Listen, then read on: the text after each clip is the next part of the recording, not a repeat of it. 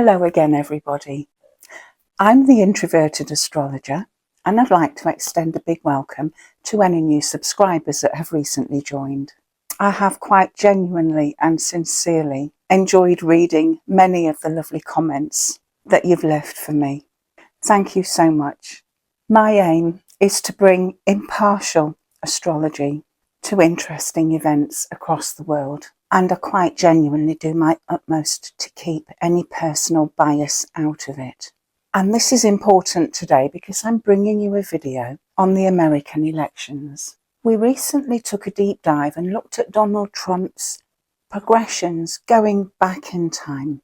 We were double checking for strong signs of success later this year. And some of you had asked if I would repeat this process for Joe Biden and Kamala Harris.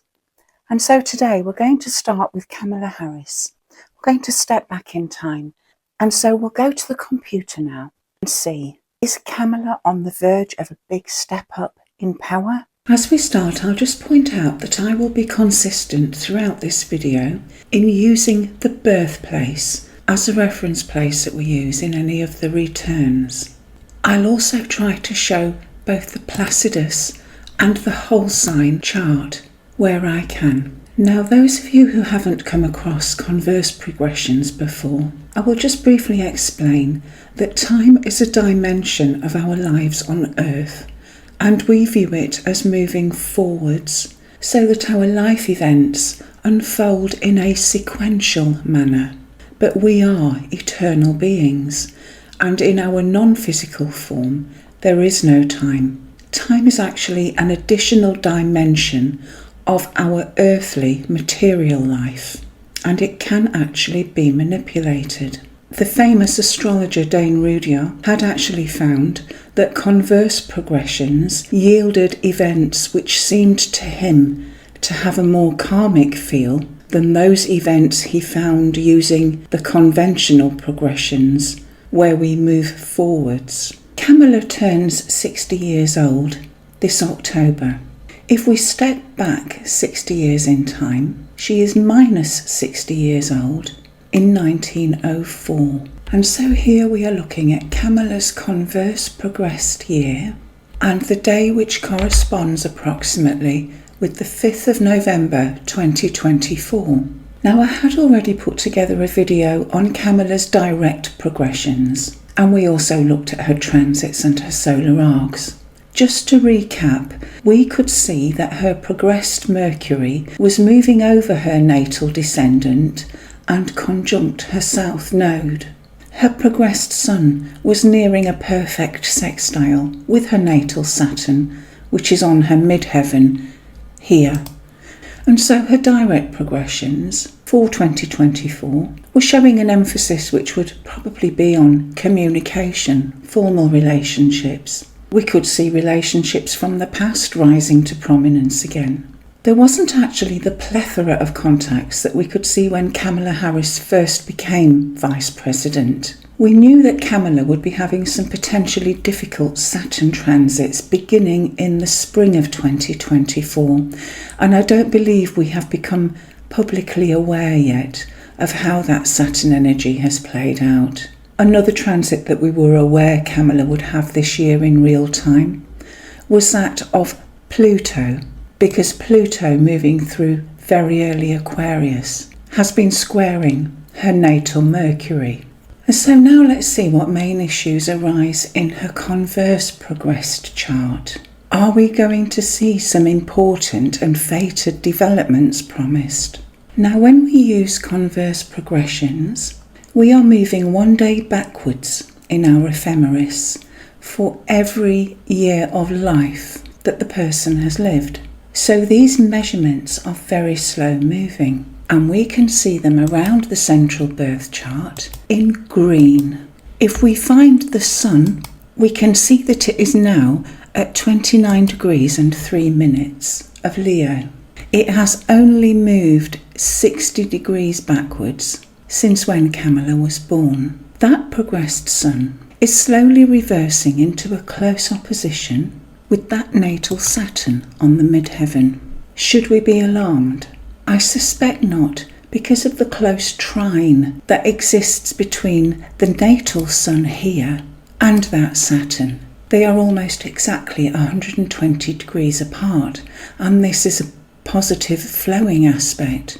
And so when we see the progressed sun moving into an opposition with that natal Saturn, it is simply echoing a dimension of the natal promise that Kamala had at birth. We do still have some months to go before this becomes exact, approximately half a year or so. We can also see another interesting aspect being formed between two planets which have a strong relationship in Kamala's natal chart. And this is progressed Venus to progressed Pluto. And because it is an aspect which is being made between two progressed planets, it likely refers more to an internal state of being or feeling rather than an external event. Venus and Pluto are both closely together in Kamala's natal chart, and so this progression drawing to exactitude is again echoing that natal promise. In fact, that Venus and the Pluto are just literally days away from becoming exact. So this could speak of deepening feelings in personal relationships. There could be opportunities to experience a deep transformation through love in personal relationships or friendships even. Our value system could undergo a deep transformation, which arouses strong, deep-seated emotions on our part. Venus can also refer to finances, so this could express itself in this arena too. This isn't necessarily an aspect speaking of success in the election though. We can also see that progressed Mercury, which is moving retrograde in this converse chart, will be drawing closer and closer to a conjunction with that natal Venus. We can see that Kamala is having quite a few Venus contacts at the moment. In this particular case, the energies of communication and love will be combined. They will be stretched across our personal interactions, and so our communications are likely to be harmonious, peaceable. We would be more astute and skilled in reaching out to others through communications. And this is certainly a potentially very creative and artistic combination of planets. We can also see that that progressed Mars is moving into a trine aspect with natal Chiron. There isn't a strong natal aspect between this pair. That Mars, which is reversing backwards, is just literally 2 minutes away from becoming exactly 120 degrees away from Chiron. So the perfection of this aspect is imminent. If we look at the natal position of Chiron, it is in the 10th house, and it is very likely caught up with some injustice or wounding, particularly because it is in a tense opposition aspect with Kamala's stellium down here in Virgo, and which involves Venus, Pluto and Uranus. And it's likely that Kamala has developed a sensitivity or a wound to hurts she experienced whilst growing up, potentially issues to do with the values held by wider society. These have likely produced wounding for her. And if we look at the fact that Uranus and Pluto are involved, this pair can often bring that desire to bring about change in society for the better, to be able to introduce reforms which are for the betterment of humanity. So for Kamala, this wound is something that she can bring to bear in her 10th house capacity, in her career or public role.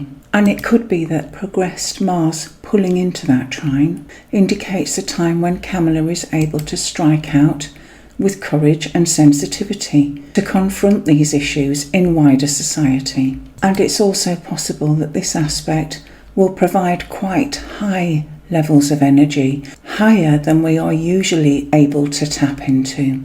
So that will be a bonus. Now we're also going to take a quick look at the progressed moon too. We can see it here in the chart, and because the progressed moon covers approximately 1 degree per month, it can sometimes flag up likely times for change and fluctuation. And so this may or may not be relevant, but the progressed moon is just slowly pulling away from a passing square aspect that it has been forming with natal Neptune. It is technically still within a degree or so of orb at the time corresponding with election day, but it would have reached exactitude in the preceding 2 or 3 weeks. Now this could mark a time where there has been some confusion, potentially things feeling up in the air.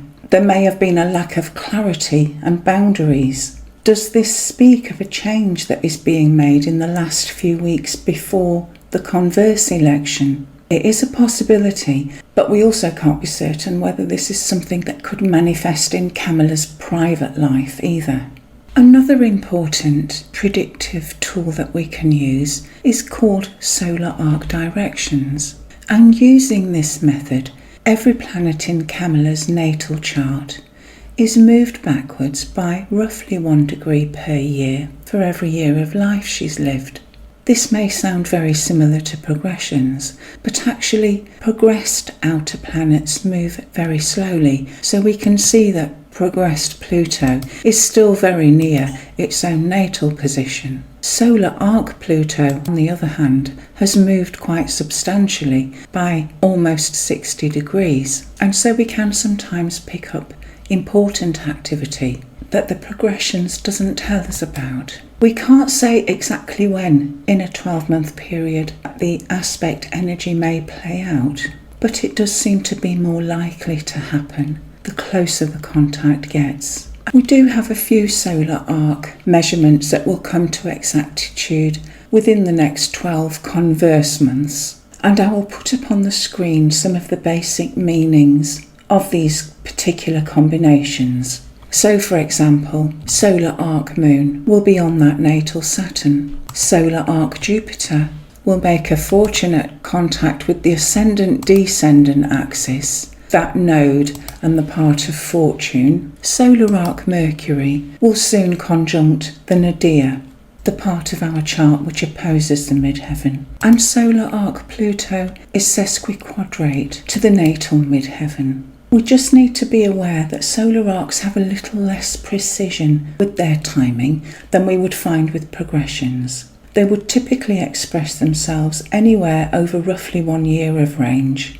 I do personally notice that the chances are higher the closer that the aspect gets to exactitude, but there are no guarantees. And so in my opinion, what we are seeing so far is not too bad. There is certainly activity there. We also know that Kamala does have some important progressions in real time, which I've covered in a video already. Something we have to bear in mind is that in late 2020, Kamala Harris was achieving what was a very successful promotion, and so we would expect plenty of activity in her chart to support that great big leap up the ladder. I would like to take a closer look at Kamala's Mars return.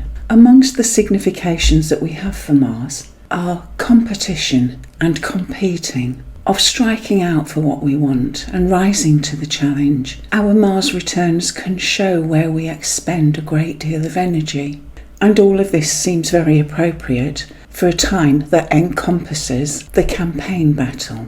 Now, Mars takes a couple of years to move around the chart, sometimes a little less. And the important thing is that we find out exactly when Mars last returned to its precise natal position, which is 21 degrees, 17 minutes and 42 seconds of Leo. This particular Mars return covers the period from June 2023 through to early June of 2025. We are paying attention to the faster moving parts of the chart, for example, the angles and the moon. We can also keep our eyes open for any personal planets which might, for example, move into a sign of detriment or exaltation. But we can also look out for any exact degree aspects or unusual aspect patterns. But above all, we must relay this back to Kamala's natal chart and see how the two charts affect each other. And so you can see Kamala's natal positions are around the outside of this chart in red. And what can we pick up from looking at this? There are a few signs that this entire period has had a massive focus on relationships generally, and not just necessarily Kamala's personal relationships. We know this because of the Sagittarius ascendant, which rules Kamala's natal 7th house, the house of our one-to-one relationships, our formal relationships, and the 7th house is the arena of the other. We can also see that the return moon is in Libra, reinforcing this emphasis on relationships. The Placidus chart places it in the 10th house of career, whereas the whole sign chart places it in the 11th house of our hopes and wishes, our aspirations, potentially of our emotional involvement with issues to do with societal reform and with political groups. We can see that the return Mars and Venus are conjunct each other, and these two square the returns Uranus and also Kamala's natal Neptune. The midheaven of the return is very close to Kamala's natal Venus, again bringing to the forefront that focus on relationships. So this has been a huge theme during this period. We have discussed in a previous video that Kamala has actually been under some very difficult transits during her vice presidency, and that we haven't necessarily seen the best of her yet. And we can pick up echoes of those difficult transits I'm referring to by looking at the Pluto in the return, which has of course been square to her moon and her sun during her vice presidency. Now Mercury is Kamala's chart ruler, because natally she has a Gemini ascendant, and we can see that the Mercury in this return falls very close to Kamala's natal ascendant. Can we pick up some themes of perhaps being confused, of there being a distortion in this T-square that we see going on here with Mercury, Moon and Neptune? Mercury and Neptune in particular are very tightly square, and this does not bode well for clear, logical, concise communications or clarity in our emotions. We can see some slight contact with the angles, with that part of fortune falling on Camilla's natal midheaven, and of course that Mercury contact with the natal ascendant and the North Node. But this return covers a 2-year period, and much has already happened. We can hone in closer to election time by zooming in further on a time when Mars returns exactly to 21 degrees, 17 minutes and 42, just before the election. In other words, what we are doing is tracking Mars by its specific planetary degree.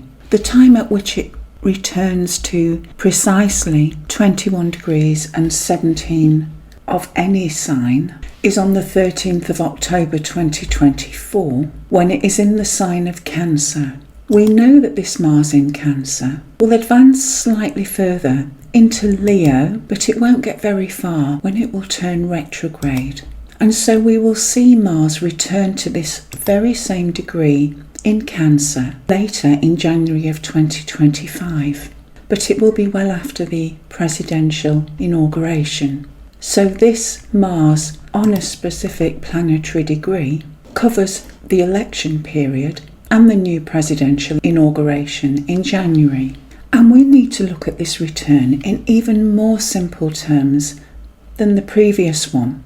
Once again, we have Kamala's natal planets around the outside of the chart in red, and we need to pay strong attention to the position of Mars and to the angles of this chart. Can we see any interplay with Kamala's natal chart? To start with, the planet that all of this relates to anyway is Mars, and it's strong in the 7th house of the return. And so we know that this is also a prominent period for Mars. The return has an Aquarius ascendant, so we know this might be a period of change and disruption. We can see Kamala's natal Neptune up here, forming a square with the ascendant-descendant axis of the return, and that's not such a good sign. How about the midheaven positions? Well, Kamala doesn't have any natal planets or points on the midheaven of the return. The moon of this return, however, is very close to her natal midheaven with Saturn nearby. That moon is in Pisces. This could speak of her emotional investment in the outcome of the election. But Pisces is certainly not a competitive sign. And the moon speaks more of emotional arrangements than it does of competition. This moon is also forming a T-square with the Uranus and the Venus in this return chart. And so we might consider an element of disruption, an upset to domestic arrangements. We do have a few planets all lined up at the same degree, and that's interesting. And so if we pick out the Sun and Jupiter at 21 degrees, Mars is of course at 21 degrees, and Chiron too at 21 degrees. I do find this very interesting because these aspects are very close to being exact. Kamala's natal ascendant is around just 3 degrees away from that Jupiter. And we can also see that the part of fortune in the chart is close to her ascendant and her node. And so we have a mixed picture here. This conclusion is meant for people who have very little astrological knowledge. During this video, I've been using some of the more complicated astrological tools of prediction, and I've been quite exhaustive. I've looked at Kamala's position in November 2024, and I've even gone back in time using converse measurements to double check the things that are coming to light. What I have to say is that Kamala's position this November is pretty decent. There is more activity on the angles of her chart. If we move over to the chart on the right, I'd like to show you Kamala's midheaven when she was born and Saturn placed close to it. Kamala has a very strong Saturn because it's on an angle and because it is so happy in a sign that it rules anyway. And my measurements show that this Saturn is being brought to life around election time. This very pronounced Saturn is showing us that we have somebody here who is capable of working very hard and who doesn't shirk responsibility. I also considered some of the planetary returns during this video, including Mars, which is the planet of battle and competition, of going for the things that we want. And again, I found Kamala's position was stronger. You've probably also understood that Venus and Jupiter are considered to be the benefic planets in astrology, and Jupiter particularly has a very good reputation, and most people know something about Jupiter and all its positive connotations. And so we'll discuss this Venus and Jupiter in the conclusion of this video. These charts in front of us represent Kamala's solar return, and so this is basically a picture of her life between October 2024 and October 2025. We have cast a chart for the very moment that the Sun returns to the exact same position in the sky that it was in when Kamala was born. Kamala is a Libra, and so you can see the Sun here at 27 degrees and something of Libra. I mentioned Venus and Jupiter, and we can look at them here. This chart is showing Venus very tightly on the ascendant, and you can also see that the Jupiter is in an easy flowing aspect with the Sun. This really is simplifying it a little bit, and it's certainly more complicated than that. But we can take an overall view by moving to this chart on the right. This has Kamala's birth chart in the centre, with her Sun here in Libra, and this is where all the planets were at the time that she was born. And what we've done is we've taken the planets from the solar return and put them outside the birth chart. These are the green glyphs, and they show us the solar return planets and angles. And in this chart, we compare the two to see how the birth chart interrelates with the solar return. The ascendant, the midheaven, are very important and sensitive points. We can also see the solar returns ascendant and midheaven, which too are very important and sensitive points. We would always look at these points when we were considering whether somebody was indeed going to be experiencing some major life changes. The midheaven in particular represents what we do out there in the world, what our career is, whether we are going to have big changes in our social roles. You can see that the solar return midheaven is falling very closely on a few of Kamala's natal planets, including that Venus. I simply couldn't see the same level of activity in Donald Trump's charts, and his solar return for this particular year is really not so good or so strong. I also looked at some more intricate measurements, which are called progressions, and they show that Kamala has some important progressions coming together at this time. They are going to give her a big boost during this campaigning period, and these progressions are much stronger than those which Trump has. Trump has had some difficult progressions going on, particularly as we moved into the second part of this year. And so if the elections go ahead, in my opinion, Kamala has the stronger chance of success. Now, as I've been working through my various calculations, I am coming across some indications that the second half of 2025, particularly from mid-year onwards, is showing some signs of positive and major change for Donald Trump. And for some reason, J.D. Vance is also on the brink of changes during this period too. I'm at a loss to understand what this could involve at the moment, but as there are so many signs, I will address them in a future video. I am picking up on quite a lot of conflict within the general public about who will win the November election. I've also noticed that some of the more popular psychics too are split between who will win. Some believe Trump will win, and others are predicting a win for the Democrats. As a rule of thumb, when astrologers are making predictions or forecasts about important events, they are looking at the planets and the measurements around a specific date.